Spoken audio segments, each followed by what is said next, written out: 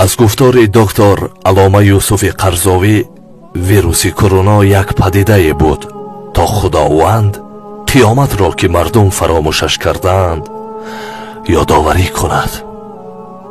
عاقبت ما را در روز قیامت به تصویر کشیده است.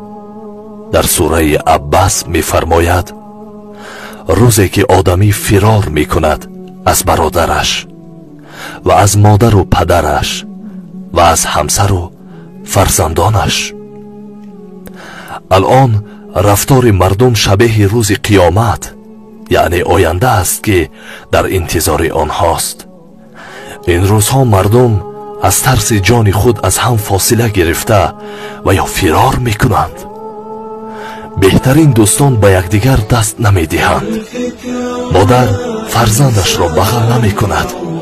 پدر دست فرزند را نمی گیرد.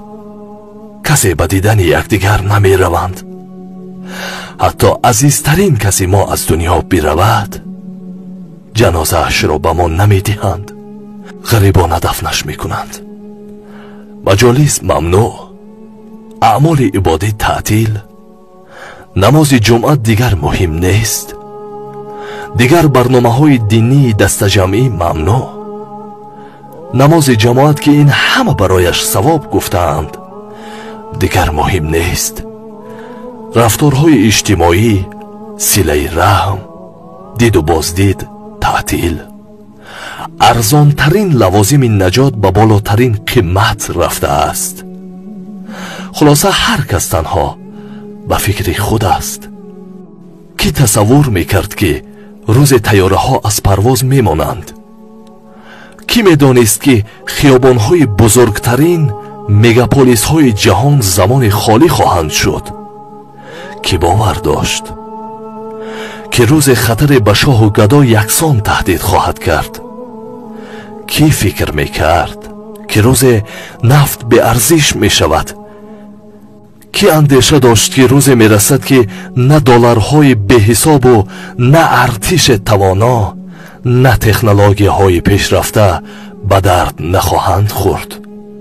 اما حالا که الحمدلله پای نامبارک کرونا به کشور ما نآمده، بیایید همه استغفار کنیم، رو به خالق بیاوریم که با یک ذره ناعیانش نظام جهان را به هم زد.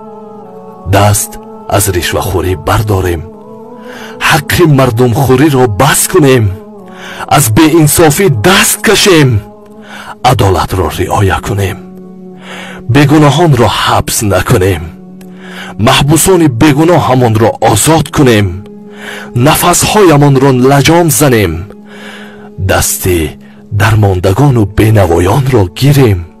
خالقا، رازقا، کشور ما و مردم ما را از این وبا امین نگهدار و کل بشریت را از شر این وبا نجات بده.